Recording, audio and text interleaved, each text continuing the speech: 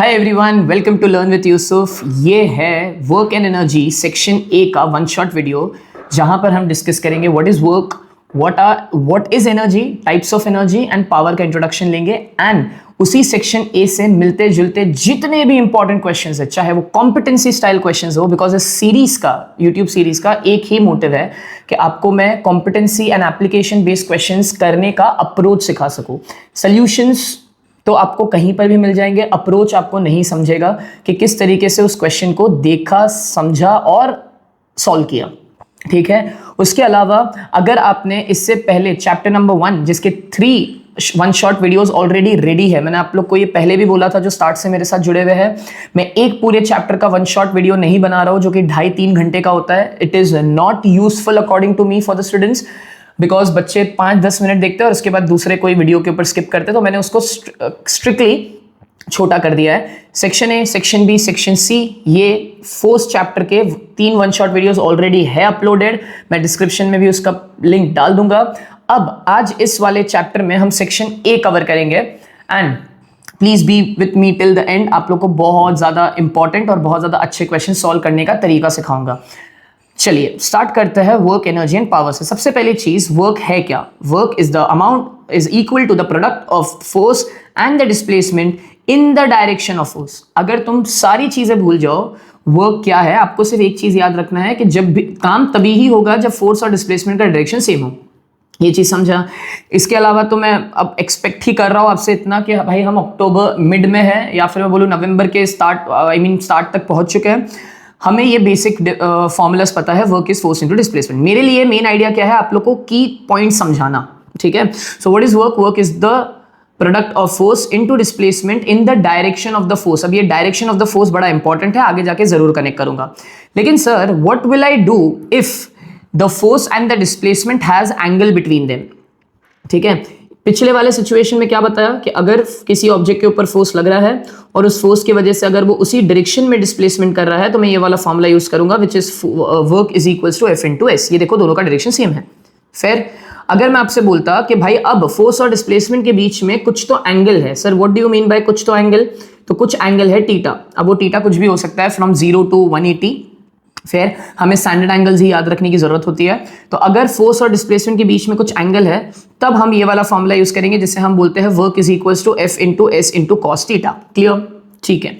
इसमें कुछ समझाने की जरूरत है नहीं, आप सिर्फ इतना याद रखो, क्वेश्चंस के थ्रू मैं इसको और डिटेल में लेकर जाऊंगा, फॉर्मूलाज अप्लाई कैसे होते हैं वो मेन मुद्दा है। चलिए आपको समझ में आ गया। व्हेन वर्क, जब कोई एंगल नहीं दिया हुआ है so work is F into S. जब एंगल दिया हुआ है तो work is equals to F into S into cos of theta. Cos की क्या क्या वैल्यूज हमें याद कर लेनी चाहिए? स्टैंडर्ड वैल्यूज, जिसमें से एक है cos 0 जिसकी वैल्यू है 1, एक है cos 30 जिसकी वैल्यू है √3/2, एक है cos 45 जिसकी वैल्यू है 1/√2, एक है cos 60 जिसकी वैल्यू है हाफ, एंड 1 इज cos 90 जिसकी वैल्यू है 0, और आखिरी में cos 180 जिसकी वैल्यू है -1। तो ये स्टैंडर्ड वैल्यूज है जो आप लोग को याद होनी चाहिए। इसके बाद आगे बढ़ता है। अब वर्क किन बातों पे डिपेंड करता है? तो वर्क ना 3 बातों पे डिपेंड कर रहा है। एक, work is dependent on the force, obvious सी बात है। It is dependent on the displacement. Third, it is dependent on the angle between the displacement and the force. तो जो चीजें मैंने आपको फॉर्मूला में बताई थी उसी के ऊपर डिपेंड कर रहा है। बताइए वापस से सर, वर्क 3 बातों पर डिपेंड कर रहा है, फोर्स पे, डिस्प्लेसमेंट पे एंड एंगल पे। किसके बीच में? Angle between force and displacement. ठीक है। अब ये प्लीज याद रखना, इसके ऊपर ना ये जो मैं नेक्स्ट टॉपिक डिस्कस करने वाला हूं, ये 11th स्टैंडर्ड में आपको बहुत अच्छे से बताया जाता है। स्केलर प्रोडक्ट क्या होता है, वेक्टर प्रोडक्ट क्या होता है। अभी आपको सिर्फ इतना याद रखने की जरूरत है कि देखो, वर्क जो है वो एक स्केलर क्वांटिटी है, right? Work is not a vector quantity, but force और डिस्प्लेसमेंट जो है वो वेक्टर क्वांटिटी है। तो जब दो वेक्टर क्वांटिटी को, आई रिपीट, जब दो वेक्टर क्वांटिटी को मल्टीप्लाई करके हमें एक स्केलर मिलता है। बहुत से बच्चों को ये भी क्लिक भी नहीं हो रहा होगा, सर क्या बोल रहे हैं। पहली बात तो स्केलर का मतलब क्या? ऐसे वैल्यू, ऐसे क्वांटिटीज जिसके पास से वैल्यू हो लेकिन डायरेक्शन ना हो। वेक्टर क्वांटिटीज वो होती है जिनके पास वैल्यू भी हो और डायरेक्शन भी हो। तो मुझे मालूम है फोर्स के पास वैल्यू और डायरेक्शन दोनों होता है, तो फोर्स क्या हुआ? Vector quantity. Correct sir. Displacement क्या है? वैल्यू भी है, डायरेक्शन भी है, डिस्प्लेसमेंट भी क्या हुआ? Vector quantity. अब मुझे मालूम है इन दोनों को मल्टीप्लाई करके मुझे वर्क मिलता है, लेकिन वर्क तो स्केलर है, वर्क के पास कोई डायरेक्शन नहीं होता। तो मैं समझाना क्या चाह रहा हूं, जब भी आपको दो वेक्टर मल्टीप्लाई करके एक स्केलर मिलता है, उस प्रोडक्ट को हम डॉट प्रोडक्ट बोलते हैं। मैं जानता हूं ये आपके टेक्स्ट बुक में बिल्कुल डिस्कस नहीं किया गया है, ये आपके सिलेबस में भी नहीं है, बट खाली आप समझाने के लिए देखो डॉट लिखा हुआ है। सर कुछ और एग्जाम्पल दो। अब जैसे एक क्वांटिटी है जिसको हम मोमेंट ऑफ फोर्स बोलते हैं, क्या मैं मोमेंट ऑफ फोर्स को ऐसे रिप्रेजेंट कर सकता हूं टाउ से? इसको हम आगे 11th स्टैंडर्ड में इससे डिस्कस करते हैं, टाउ, टाउ मतलब टॉर्क, ठीक है। अब आपको भी अच्छे से मालूम है मोमेंट ऑफ फोर्स क्या होता है, फोर्स इनटू परपेंडिकुलर डिस्टेंस। अब फोर्स जो है वो एक वेक्टर क्वांटिटी है, बराबर, और जो परपेंडिकुलर डिस्टेंस है वो भी हमेशा पिवट से ही मेजर किया जाता है, मतलब उसके पास भी डायरेक्शन है। तो अब इस केस में क्योंकि दोनों क्वांटिटीज कौन, डिस्टेंस और फोर्स दोनों वेक्टर है, बराबर, लेकिन मोमेंट ऑफ फोर्स के पास भी डायरेक्शन है। समझे क्या मैं बोल रहा हूं? मोमेंट ऑफ फोर्स क्या है, या तो वो क्लॉकवाइज होगा या तो एंटी क्लॉकवाइज होगा, बराबर। तो क्योंकि दो वेक्टर को मल्टीप्लाई करके भी मुझे वेक्टर मिल रहा है, तो अब मुझे बीच में क्रॉस लगाना पड़ेगा। मान लो तुम्हें पिछले 5 मिनट में कुछ नहीं समझा, तुम खाली इतना याद रखो, अगर दो वेक्टर को मल्टीप्लाई करके एक स्केलर मिल रहा है, जो कि इस केस में आप हमेशा बीच में डॉट लगाओगे। क्यों? उसका रीजन बहुत अच्छे से दिया जाता है 11th स्टैंडर्ड में, अभी मैं चाहकर भी नहीं दे सकता, ये अलग टॉपिक और वीडियो बन जाएगा उस पर, ठीक है, ट्रस्ट करो अभी के लिए। लेकिन अगर दो वेक्टर को मल्टीप्लाई करके वेक्टर ही मिलेगा, दो वेक्टर को मल्टीप्लाई करके वेक्टर ही मिलेगा, उस केस में हम उसे क्या बोलेंगे, क्रॉस प्रोडक्ट बोलेंगे। तो हमें बीच में क्रॉस लगाना है, और दो वेक्टर मल्टीप्लाई करके अगर स्केलर मिल रहा है तो हमें बीच में डॉट लगाना है। इतना समझ में आ गया? एक एग्जांपल और देता हूं, आप आगे जाके ना ये वाला फॉर्मूला जरूर देखोगे, power is equals to F into V. चलो समझते हैं, ये तो नॉर्मल वैल्यू है। फोर्स क्या में power is equal to force into velocity, correct. Force क्या है, वेक्टर क्वांटिटी है, हाँ सर। वेलोसिटी क्या है, वेक्टर क्वांटिटी है, हाँ सर। अब दो लोग मल्टीप्लाई हो रहे हैं, बराबर है, लेकिन मल्टीप्लाई होने पर क्या पावर वेक्टर है या स्केलर है? आपका आंसर है स्केलर है। तो अगर वो स्केलर है तो वापस से मैं क्या लिखूंगा, डॉट लिखूंगा। ये मैं क्यों बता रहा हूं, बिकॉज एमसीक्यू आया हुआ है शायद, एंड अगर नहीं भी आया हुआ है तो भाई आ गया तो आपका काम इजी हो जाएगा ना यार। बच्चे कंफ्यूज कर देते कि सर ये भी तो मल्टीप्लाई है, ये भी तो मल्टीप्लाई है। नहीं, ये क्रॉस मल्टीप्लिकेशन है, ये डॉट मल्टीप्लिकेशन है, खाली इतना याद रखो। चलो अब देखते हैं आप लोग को ये समझा है नहीं। एग्जाम बेस्ड क्वेश्चन यही है, in vector form work done is written as. तो देखो मैंने क्या बोला था तुम्हें, फोर्स और डिस्प्लेसमेंट वेक्टर है, तो दो वेक्टर मल्टीप्लाई होकर क्या मिलता है, स्केलर मिलता है। तो ये वर्क के ऊपर मैं एरो नहीं लगा सकता, तो ये ऑप्शन तो नहीं है। क्या ये ऑप्शन है? हाँ सर, बी ऑप्शन ही बराबर है। अब ऑब्वियसली बात है ना यार, बी क्यों बराबर है, मैंने अभी आपको रीजन दिया, बाकी के सब ऑप्शन यूजलेस है। ठीक, चलिए नेक्स्ट चीज की तरफ बढ़ते हैं, which is types of work. आप कुछ एक्सपेक्ट करो नहीं करो इस चैप्टर से, ये वाला टॉपिक बिल्कुल एक्सपेक्ट करना, हर साल 3 मार्क के लिए, 2 मार्क के लिए इसमें क्वेश्चन आना ही आना है, विच इज आपको आइडेंटिफाई करने बोलता है what are the types of work. अब यहां पे बहुत बार बच्चे इसमें गलती क्या करते हैं वो भी मैं डिस्कस कर लेता हूं एग्जाम पॉइंट ऑफ व्यू से। पहले आप सुनो, 3 टाइप के वर्क होते हैं, ये तो सबको क्लियर है। पहला वर्क होता है पॉजिटिव वर्क। पॉजिटिव वर्क कब होगा, जब फोर्स के बीच में और डिस्प्लेसमेंट के बीच में एंगल 0 होगा। So what do you mean by angle 0? Theta 0 होगा। अगर फोर्स और डिस्प्लेसमेंट के बीच में एंगल 0 है, इसका यही मतलब है कि फोर्स और डिस्प्लेसमेंट का डायरेक्शन क्या है, सेम है। ये समझा क्लियर, ये समझ गया, तो मैं बोलूंगा वो पॉजिटिव वर्क है। सर फॉर्मूला के थ्रू समझाओ, तो मैंने बोला W is equals to F into S into cos of 0, बराबर।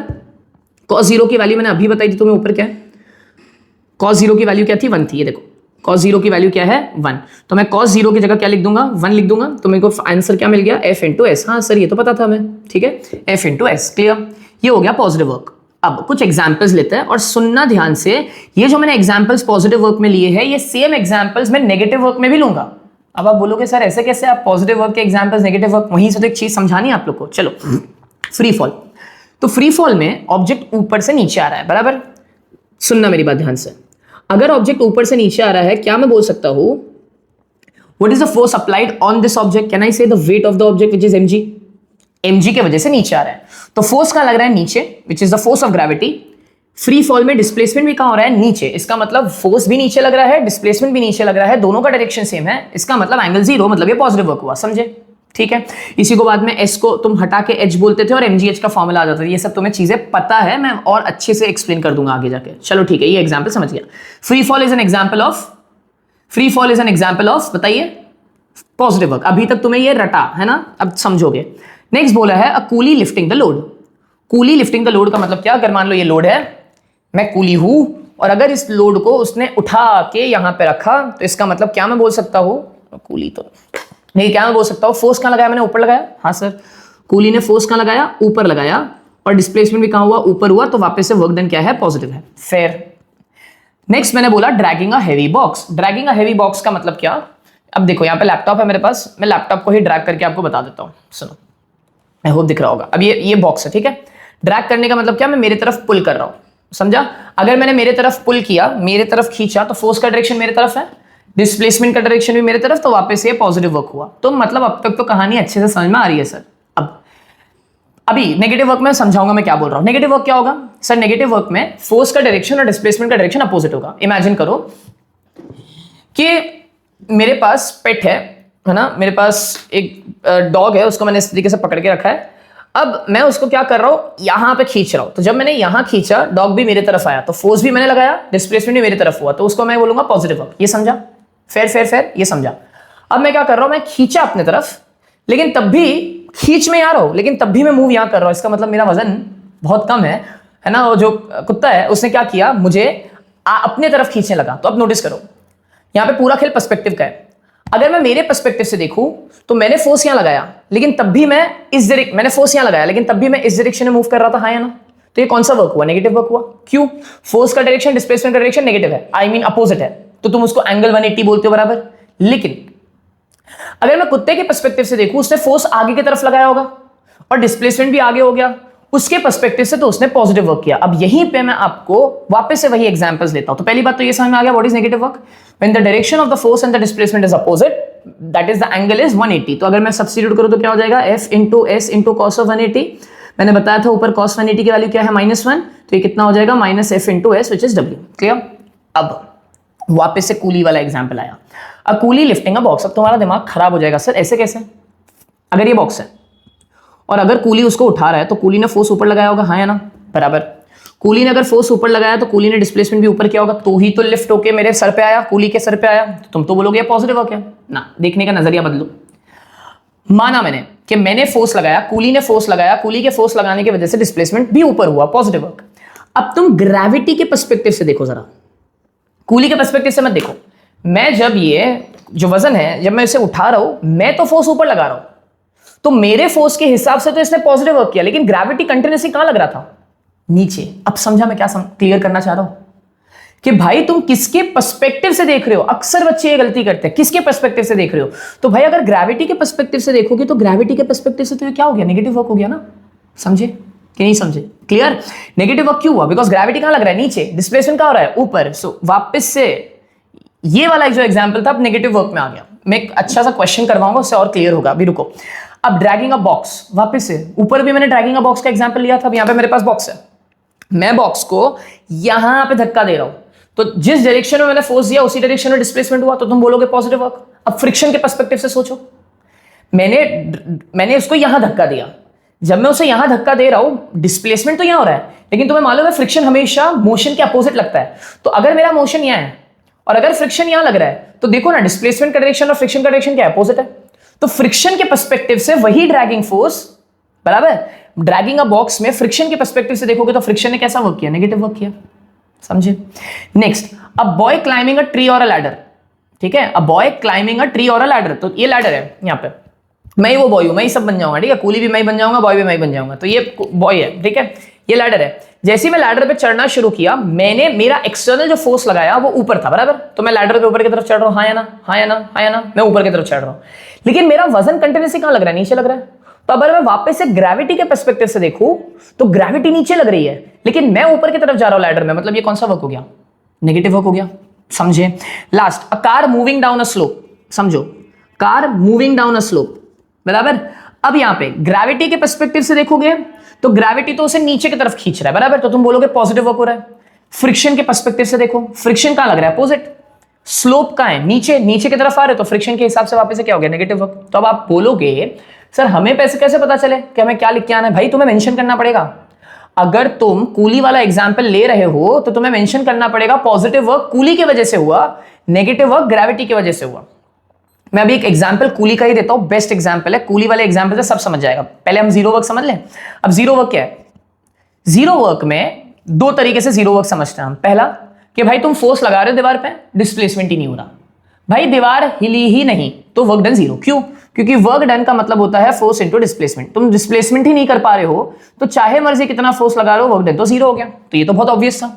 दूसरा क्या तरीका है वर्क डन जीरो का, कि भाई अगर तुम फोर्स और डिस्प्लेसमेंट के बीच में 90 डिग्री देख लो, ये भी जल्दी समझता नहीं बच्चों को, फोर्स और डिस्प्लेसमेंट के बीच में 90 डिग्री देख लो तो तुम बोल देना वर्क डन जीरो है। सर क्यों? पहले तो मैं मैथमेटिकली समझा देता हूं। तो मैंने बोला F into S into cos of 90 बराबर F into S into cos of 90। Cos 90 क्या होता है बच्चा? जीरो। तो वर्क डन भी क्या हो गया? जीरो हो गया। चलो सर ये समझा नहीं हमको। अब देखो ध्यान से, मान लो ये लैपटॉप है, मान क्या लो लैपटॉप ही है ना। फिजिक्स टीचर की जिंदगी इसी में निकल जाती है मान लेने में, ठीक है। ये लैपटॉप है, सुनना ध्यान से। मैं लैपटॉप को ऊपर की तरफ यहां पे किया बराबर। अब देखो इससे समझ में आ जाएगा। ये मैंने लैपटॉप यहां रख दिया, ये कूली है तुम्हारा, ये मैंने लैपटॉप यहां रख दिया और ये कूली जो है ये आगे की तरफ चल रहा है। चलो अब इसी चीज को विजुअलाइज करते हैं और इससे जीरो वर्क समझाता हूं, पॉजिटिव वर्क भी समझा दूंगा, नेगेटिव वर्क भी समझा दूंगा। तुम बोलोगे हैं एक सेकेंड, ये कूली है, ये तुम्हारा यूसुफ सर कूली है, ठीक।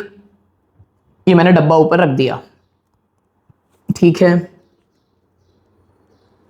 ये मैंने डब्बा ऊपर रख दिया। अब पहले तो फोर्सेस मार्क करते हैं बराबर। डब्बा और मेरा वजन नीचे की तरफ लग रहा है तो मैंने बोल दिया वेट इज एक्टिंग डाउनवर्ड्स, मैंने बोल दिया mg, ठीक। मैं चल रहा हूं आगे की तरफ तो मैंने फोर्स आगे की तरफ लगाया, हाँ या ना। और जब मैं आगे चल रहा हूं तो ऑब्वियसली बात है मेरे पैर और जमीन के बीच में फ्रिक्शन फोर्स जो है वो अपोजिट डायरेक्शन में लगेगा। देखो मैंने 3 फोर्सेस मार्क कर दिया भाई, एकदम क्लियर, 3 फोर्सेस मार्क कर दिया। क्या बोला मैंने? ग्रेविटी लग रहा है नीचे, मैंने आगे की तरफ फोर्स लगाया बिकॉज मुझे आगे मूव करना है, और फ्रिक्शन पीछे लग रहा है बराबर।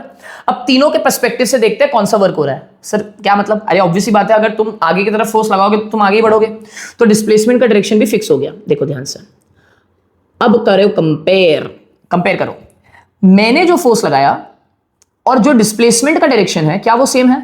हाँ सर। तो मैं बोलूंगा द ड्राइविंग फोर्स, मेरे फोर्स के कारण पॉजिटिव वर्क हुआ, हाँ या ना। क्यों हाँ या ना भाई? कमेंट सेक्शन में बता दो अगर तुम्हें अब तक चीजें समझी है। मैं पूरी कोशिश कर रहा हूं कि मैं डिटेल में जाऊं, फिर ही हम क्वेश्चंस करेंगे भाई। क्वेश्चन तो एकदम आराम से हो जाएंगे। हाँ ठीक है, सही जा रहे हैं अपन, फिर एनर्जी वगैरह पढ़ लेंगे, ठीक है।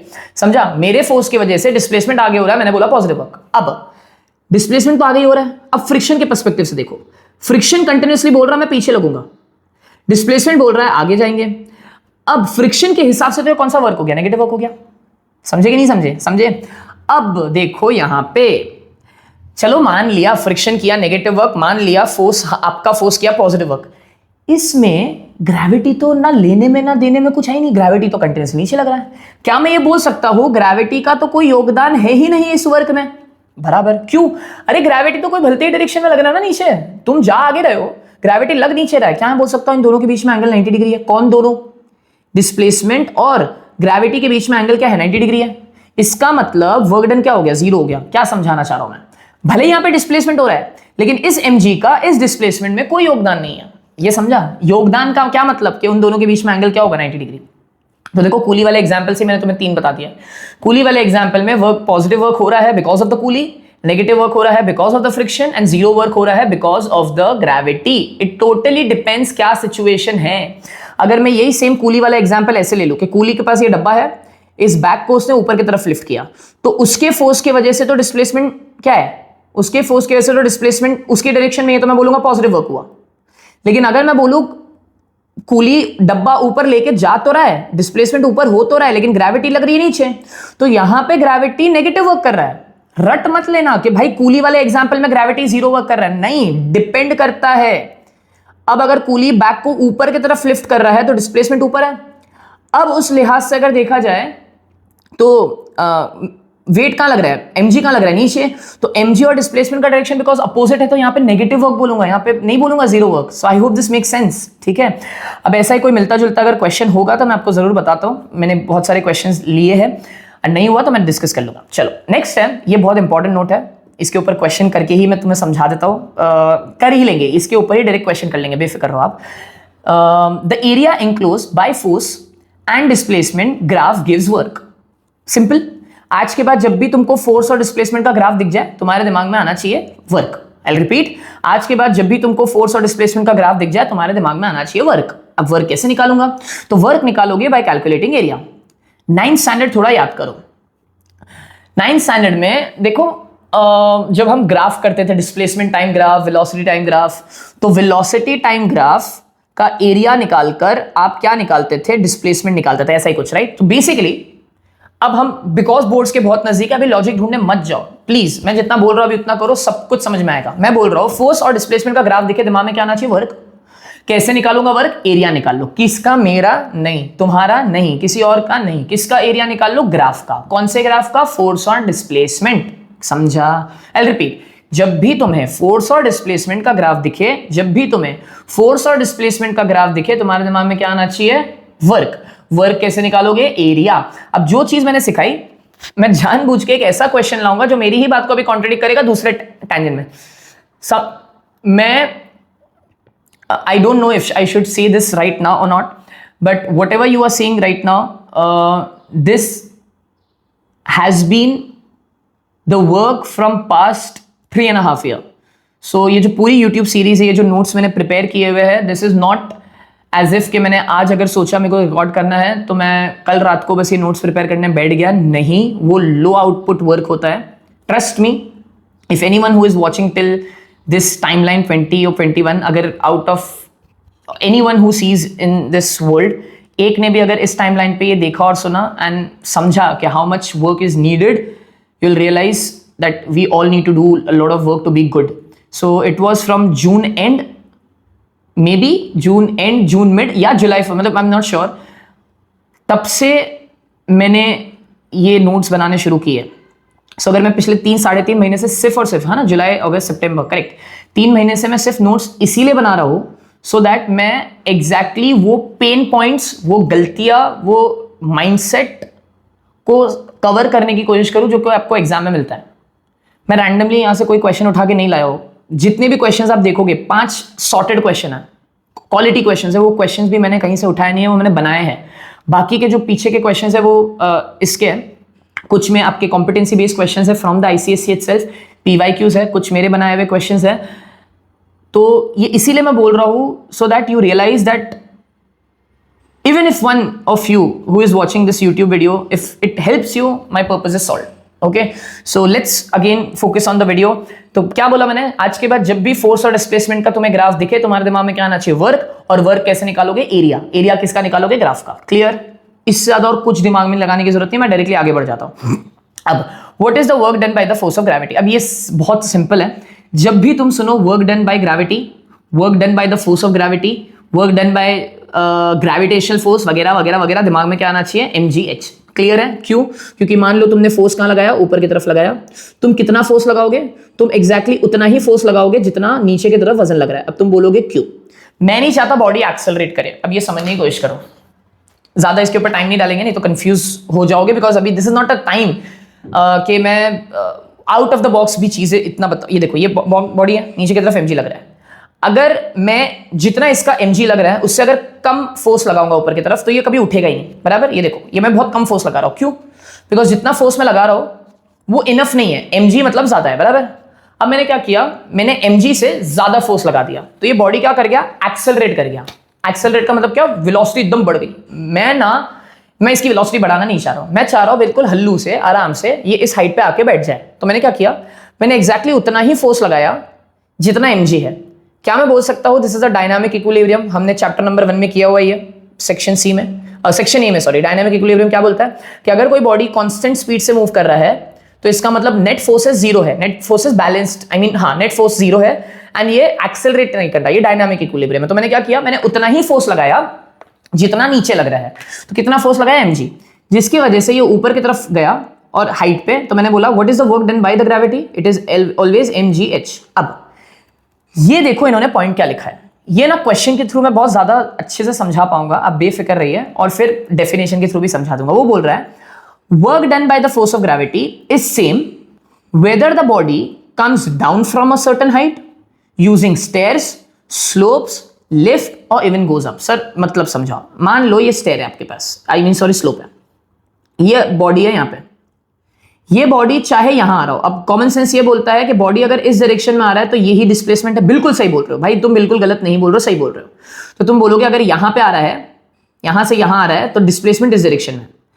लेकिन मैंने याद है बोला था तुम्हें कि वर्क डन तभी ही होता है जब फोर्स और डिस्प्लेसमेंट का डायरेक्शन सेम हो। मैं मान लिया है ना। मैं मान लिया आपकी बात कि डिस्प्लेसमेंट इस डायरेक्शन में है तो फोर्स भी इसी डायरेक्शन में होना चाहिए, लेकिन अगर मैं तुमसे क्वेश्चन में पूछता हूं what is the work done by gravity, पहली बात तो वर्क ग्रेविटी लगता क्या है, नीचे लगता है mg।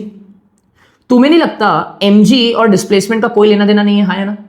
इसके साथ क्या समझाना चाह रहे हो आप कि भले ही माना मैंने कि डिस्प्लेसमेंट नहीं आया, लेकिन क्योंकि mg के डायरेक्शन में ये हाइट आ रही है, तो आप कभी भी वर्क डन बाय ग्रेविटी सुनोगे ना तो आप ये वाला डिस्प्लेसमेंट नहीं लोगे, आप हमेशा क्या लोगे, हाइट। तो 100 बात की एक बात, चाहे ऑब्जेक्ट नीचे आ रहा हो, चाहे ऑब्जेक्ट ऊपर जा रहा हो, चाहे ऑब्जेक्ट टाइम पास करके स्टेयर से जा रहा हो, अगर वो एक हाइट पे पहुंच गया तो work done by gravity will always be m into ji into the height. ये मैं क्वेश्चन के थ्रू समझाऊंगा, बेफिक्र रहो। अब इसके ऊपर ज्यादा टाइम नहीं डालेंगे बच्चे, I am very confident on your preparation कि ये सब चीजें तो आपको पता है। What are the units of work, units of work में जूल एक यूनिट है, अर्ग एक यूनिट है, some common conversions. 1 kilo joule को हम 10�3, 1 mega joule is 10�6, 1 giga joule is 10�9।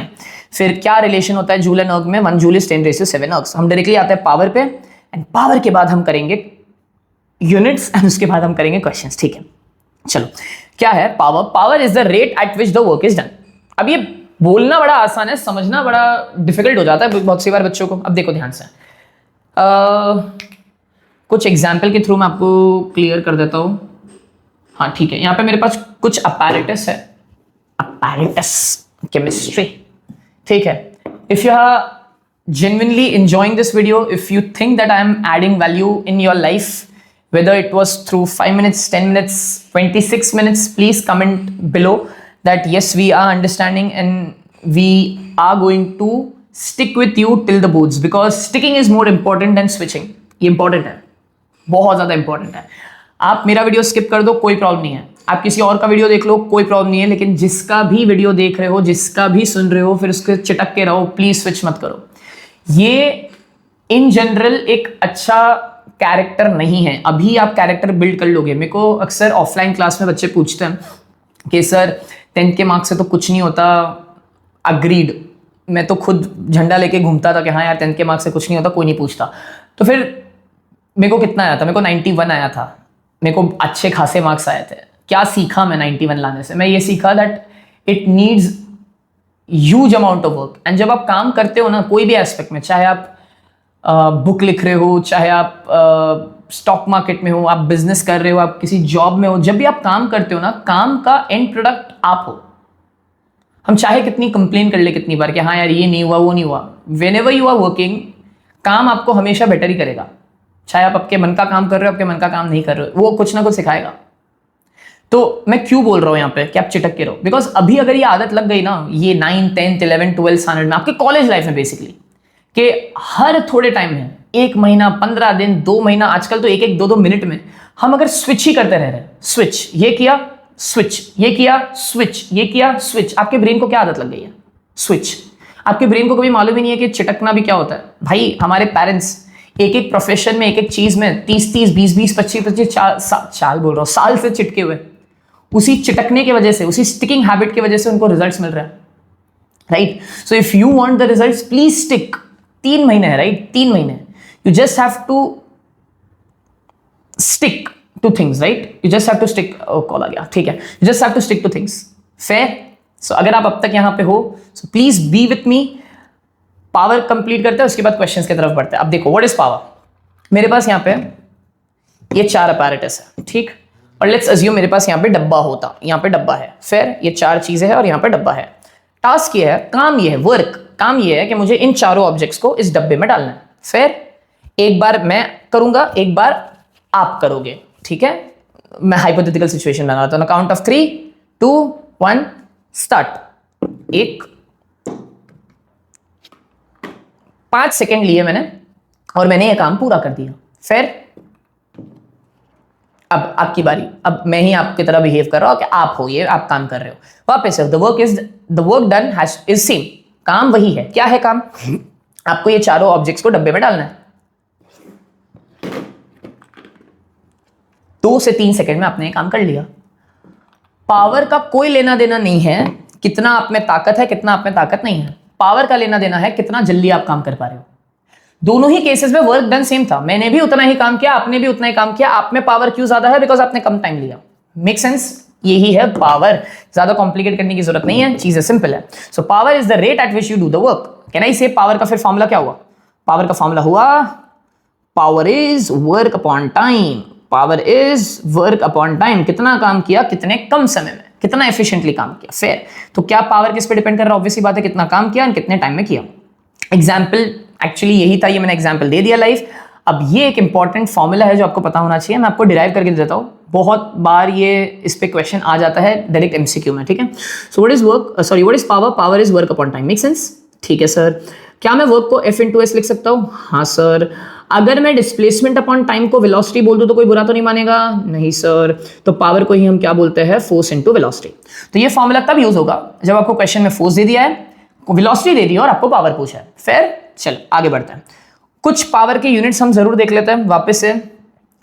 ये सिर्फ कन्वर्जन में आपको हेल्प करेगा, बाकी क्वेश्चन सॉल्विंग में आपको इतना हैरान नहीं करने वाला। ये पावर का यूनिट है जूल पर सेकेंड, हॉर्स पावर, अर्थ पर सेकेंड। ये कुछ कन्वर्जन है, प्लीज देख लीजिएगा।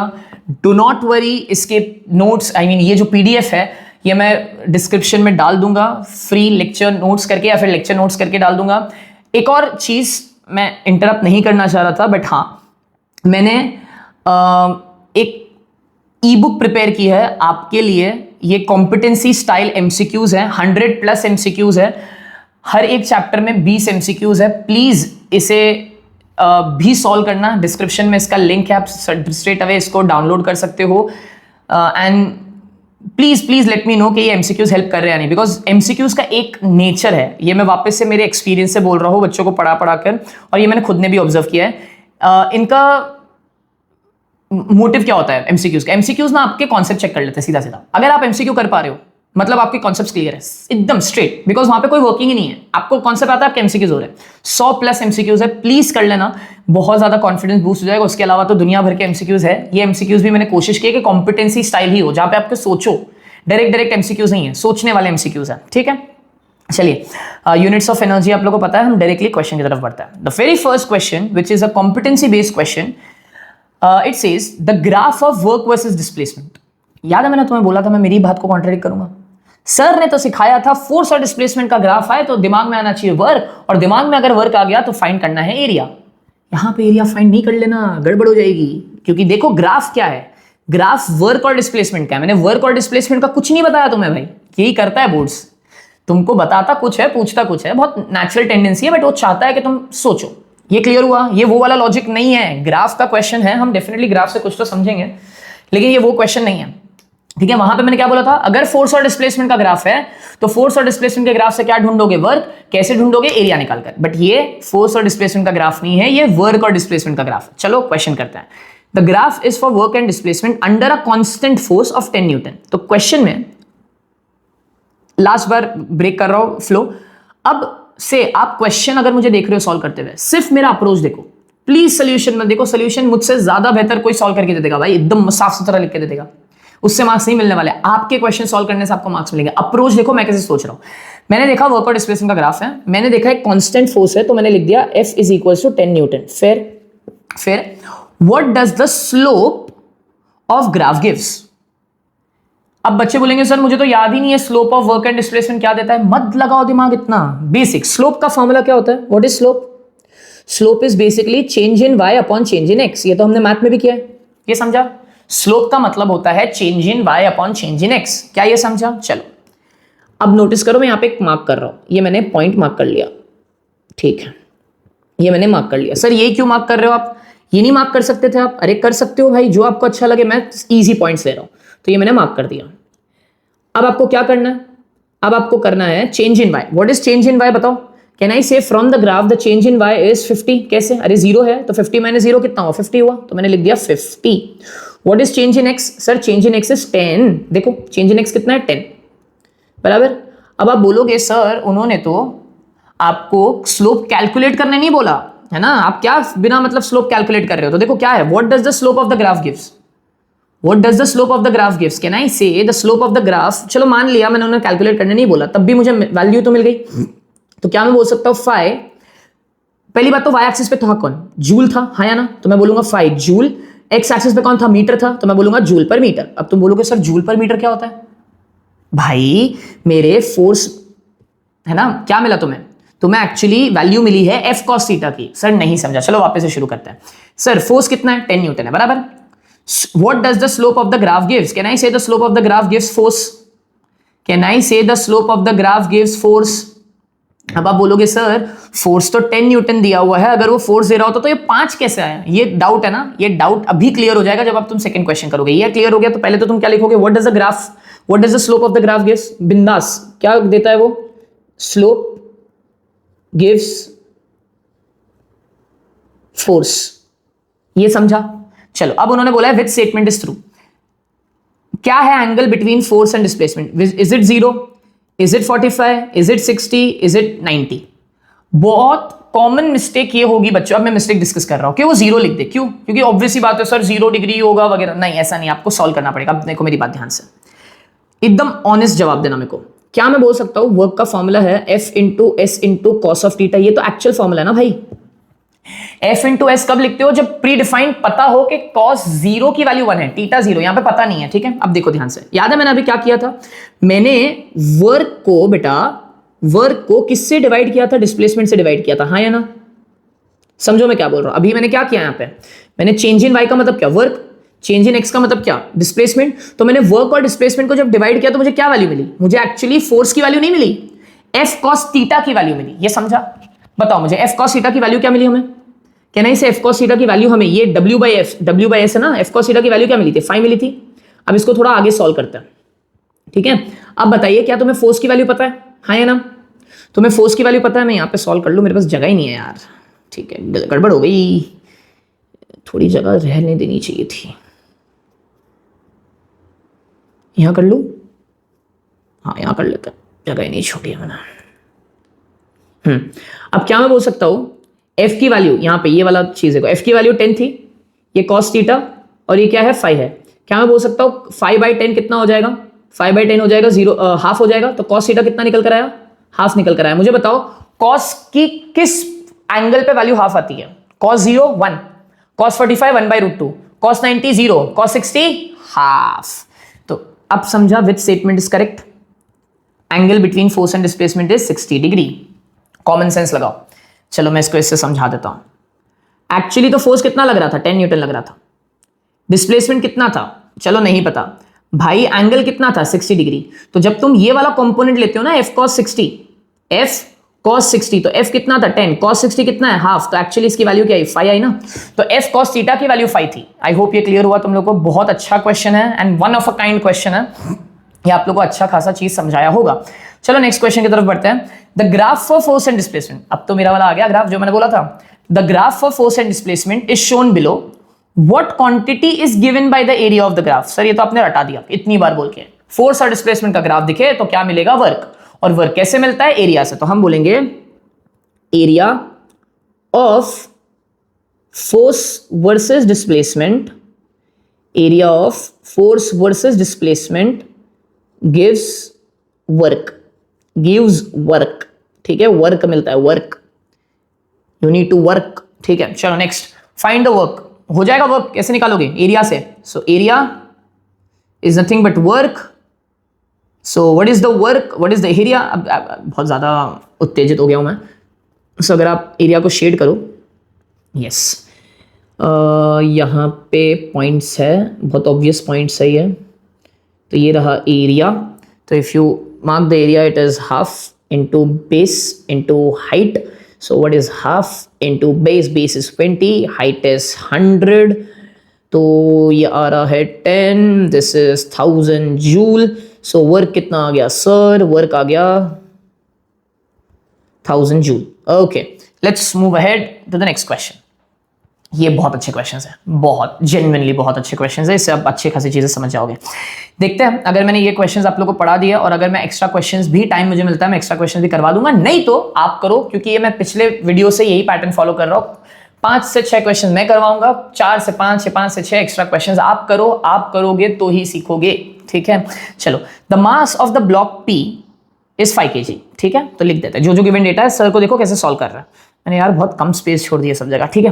The mass of the block is 5 kg, fair, और it is moved along an inclined plane AC। तो AC के अलोंग उनको मूव किया गया है, of length 8 metre, fair. Which makes an angle 30 degree, ठीक है। तो लेंथ कितना है उसका, सो अगर मैं लेंथ बोलूँ या डिस्प्लेसमेंट बोलूँ बात तो एक ही, 8 मीटर है, और एंगल कितना है 30 डिग्री। जो जो वैल्यूज थी मैंने लिख दी।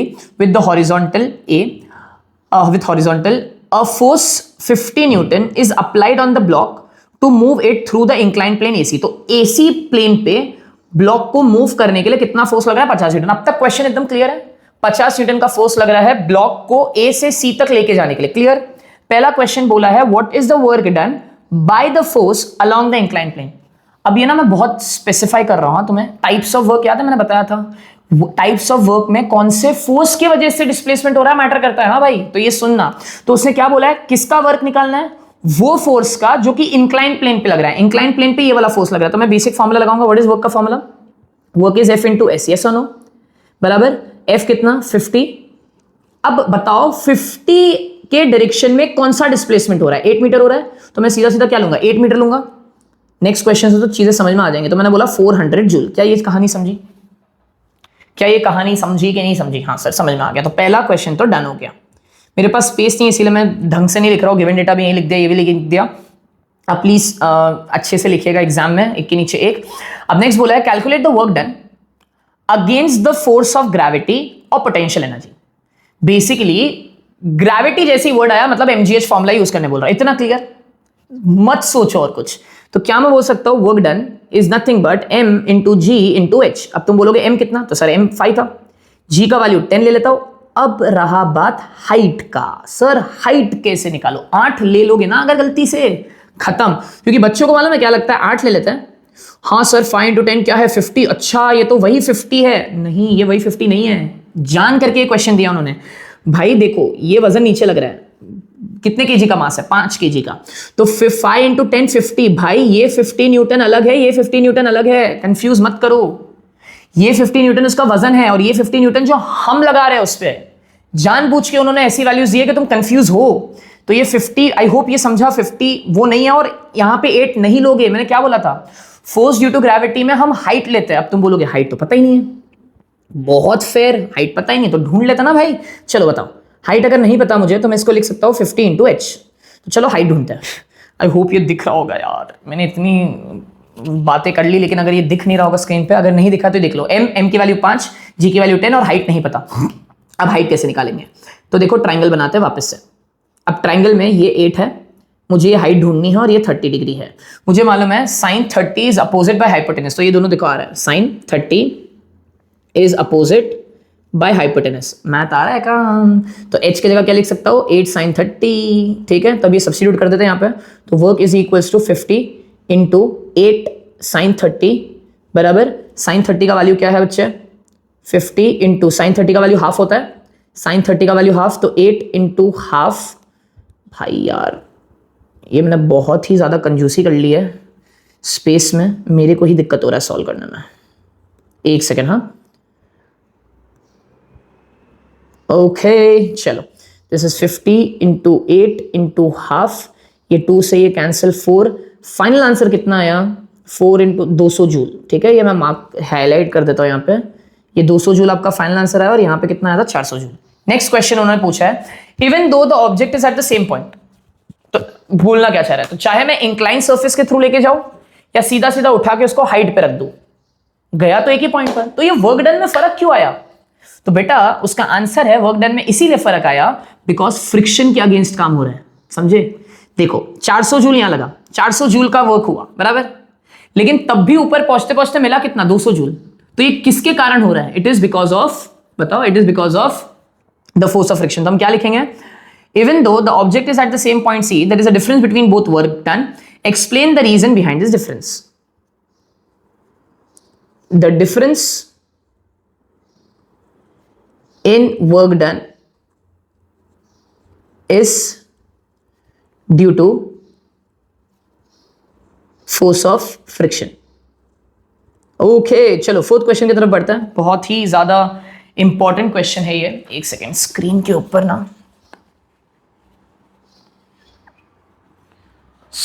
फिर एक मिनट दीजिए मेरे को। चलो नेक्स्ट क्वेश्चन की तरफ बढ़ते हैं, which is question number 4। Again a similar question what we did, but ये दूसरी चीज समझा रहा है। यहाँ पे बहुत से बच्चे अटके थे ये वाले क्वेश्चन में। मैंने देखा जब मैं ऑफलाइन क्लासेस में पढ़ा रहा था तो बच्चों ने बोला कि सर ये क्वेश्चन आया पेपर के अंदर हमारे स्कूल के, लेकिन थोड़ी बहुत गड़बड़ों की वजह से लॉजिक बैठा ही नहीं। चलो पढ़ते हैं। A block of mass 30 kg, तो फटाफट मैं क्या लिखूंगा, अप्रोच। देखो सर ने क्या लिखा, पहले मास लिख दिया, कुछ आगे पढ़ नहीं रहा हूं मैं। मास कितना, एक सेकंड दीजिए, हाँ बेटा, मास कितना 30 kg। फिर is pulled up a slope with a constant speed by applying a force of 200 Newton.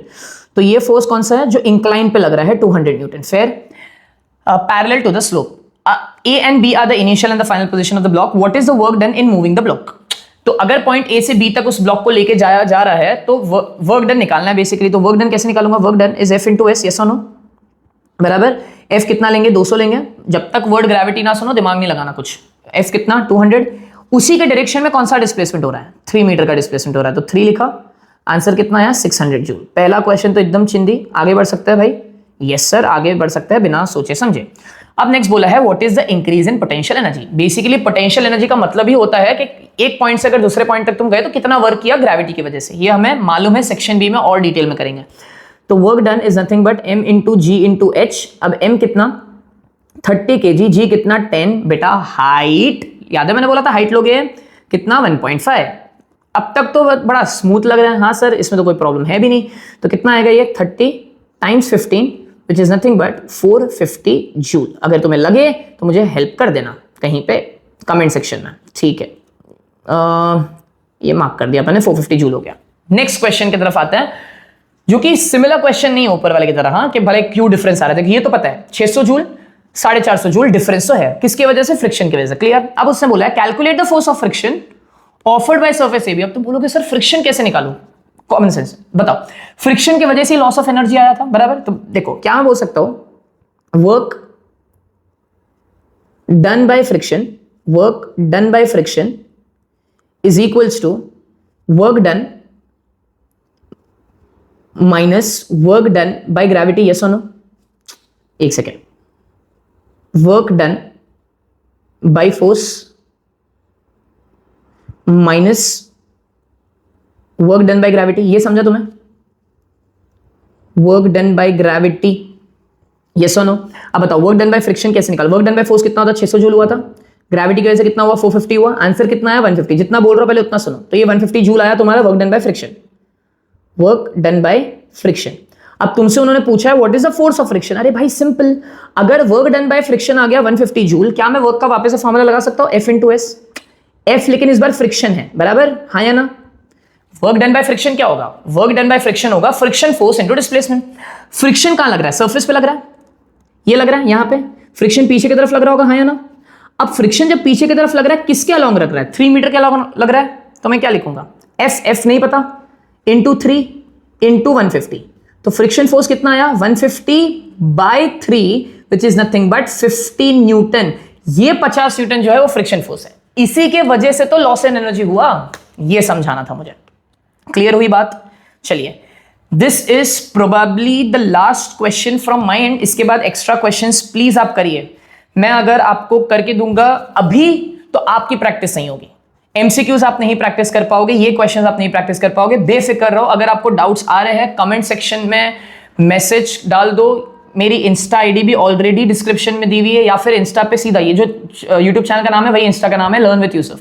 Type करो, डीएम करो, बस बता देना that I have come on your Instagram page through YouTube. मुझे यहां पे इस पर्टिकुलर सेक्शन में डाउट है, ट्रस्ट मी मैं क्लियर कर दूंगा। या व्हाट्सएप कम्युनिटी भी है, वहां पे आप ज्वाइन हो जाओ, डाउट्स पूछो, कोई प्रॉब्लम नहीं है। I am here to help you, please do not hesitate, ठीक है। चलो इस वाले क्वेश्चन पर आता है। क्वेश्चन बोला है to compare the power of 2 friends Ismail and Yusuf. मैं हूं वो Yusuf, and if you don't know who Ismail sir is, you can just type in maybe Ismail on YouTube. He is a wonderful math teacher. जितना enthusiasm मेरे में है उतना ही enthusiasm उनमें भी है व्हेन ही टीचेस मैथ। वो बहुत डिफरेंट पर्सपेक्टिव से सिखाते हैं मैथ। उनका खाली ये नहीं है कि उन्होंने खाली क्वेश्चन सॉल्व कर दिया आपको आंसर आ गया, no. I wholeheartedly believe he is one of the best teachers right now in India. So please do check out his page. You can just write maybe Ismail on YouTube or maybe Ismail on Instagram. You will get the link for the YouTube channel. वहां पे भी class 10th का content post हो जाएगा, आप please check करिए. Good luck. To compare the power of two friends, Ismail and Yusuf, they were asked to climb a flight of 30 stairs, each 20 centimetre high. मतलब दोनों को, सुनना ध्यान से, दोनों को 30 स्टेप्स चढ़ने हैं, इस्माइल और यूसुफ को, और ईच स्टेप का हाइट कितना है 20 सेंटीमीटर. तो मतलब क्या मैं बोल सकता हूं, नहीं अभी कुछ नहीं बोलता, आगे क्वेश्चन रीड करता है, मैं ज्यादा जल्दी अज्यूम कर रहा हूं. Ismail of mass 50 kg while Yusuf of mass 60 kg. And genuine है, उनका मास कम है, मेरा मास ज्यादा है, मेरा वजन ज्यादा है. Takes 2 minutes and 1.5 minutes respectively. तो उन्होंने कितना टाइम लिया उतने ही स्टेज चढ़ने के लिए? उन्होंने टाइम लिया 2 मिनट और मैंने उतने ही स्टेज चढ़ने के लिए कितना टाइम लिया? 1.5 मिनट. अब तक क्वेश्चन समझ में आ रहा है कि पावर का क्वेश्चन हो सकता है. देखो अप्रोच मैं पढ़ रहा हूं, मेरे दिमाग में क्लिक हो रहा है, not because I am a teacher but because मैं अपने आप को ट्रेन किया हूं ऐसे सोचने के लिए. Next, a student calculated the powers. आप ही हो जिन्होंने पावर कैलकुलेट किया and concluded that Ismail is more powerful. पढ़ मुझसे रहे हो फिजिक्स, और पावरफुल इस्माइल सर को बोल दिया. ठीक है, fair. The student's reasoning is Ismail sir has less mass so he has to do less work even though he takes more time. The reduced work makes his power greater. पक्का ये जो student है ये नशा किया है. ठीक है, अब ज्यादा मुंह नहीं खुलता हूं मैं, ये नशा किया है भाई. उसका कहना, उसका रीजनिंग ये है बिकॉज इस्माइल सर का मास कम है, इस्माइल सर का मास कम होने की वजह से उनके अंदर उनको कम काम करना पड़ेगा, और कम काम अगर कर रहे हो तो उनको पावर ज्यादा. कुछ भी मतलब स्टूडेंट का रीजनिंग कुछ भी है. तो पहली बात तो बोला spot the error in the student's reasoning. तो पहले मैं वापस से क्वेश्चन रीड कर दूं, आप लोग भी टाइम ले लो. चलो, to compare the power of two friends Ismail and Yusuf, they were asked to climb stairs 30 stairs each of 20 centimeter high. Ismail of mass 50 kg while Yusuf of mass 60 kg took 2 minutes and 1.5 minutes respectively. बहुत से बच्चों को तो question सुन के दिमाग में आ गया किसके अंदर ज्यादा पावर है.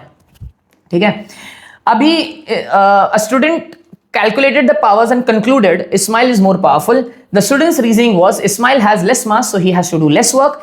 Even though he takes more time, the reduced work makes his power greater. Spot the error in the student's reasoning. First of all, power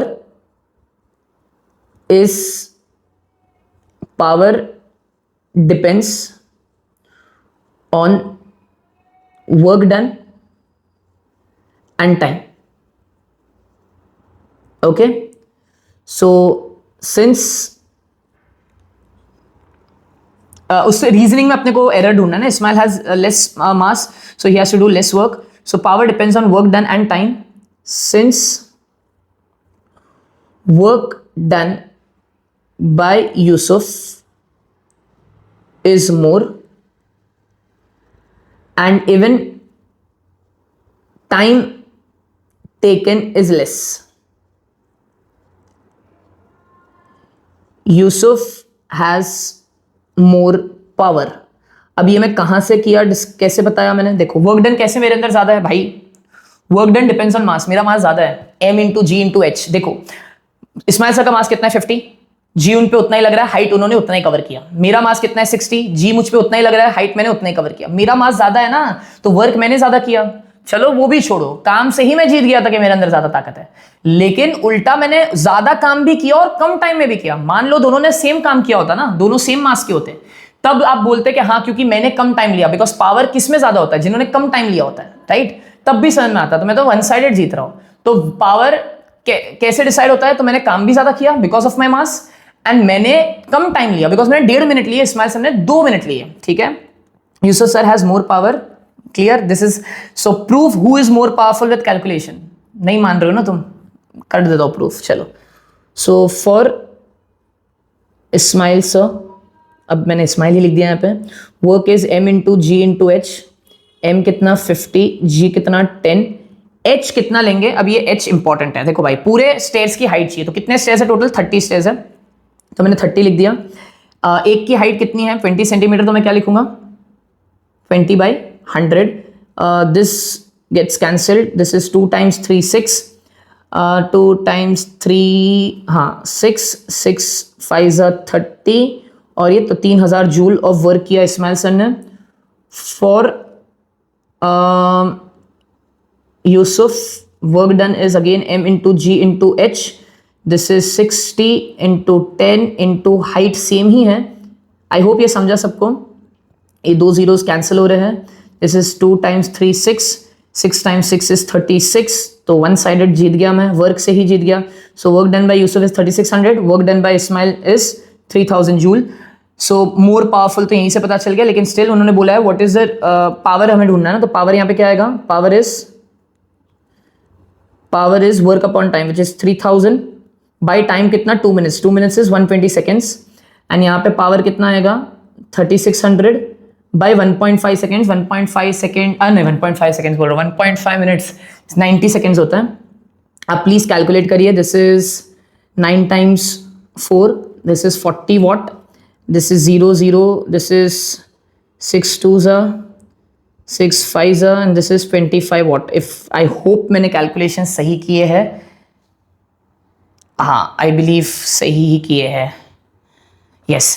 तो यहीं से पता चल रहा है who has more power. I have more power. Next उन्होंने बोला what is the ratio of work and power for Ismail to that to Yusuf. Come on, ये तो कर लोगे. W1 by W2 निकालना है, इस्माइल टू यूसुफ निकालना है. तो कितना हो गया? 3000 by 3600. एंड यहाँ पे P1 by P2 निकालना है विच इज 25 by 40. ठीक है, ये आप लोग से निकल जाएगा आराम से. सो या we are towards the end of this video. ये रहे एक्स्ट्रा क्वेश्चंस जिसमें PYQs और इंपॉर्टेंट क्वेश्चंस है. प्लीज प्लीज प्लीज इसमें भी इंपॉर्टेंट क्वेश्चंस में भी मैंने बहुत से ऐसे क्वेश्चंस है जो खुद डिजाइन किए हैं. आप प्लीज उन क्वेश्चंस को प्रैक्टिस करिए. आपको अब तक अगर ये वीडियो समझ में आया है, प्लीज इसे शेयर करिए, हेल्प करिए किसी और को भी अप्रोच सीखने के लिए.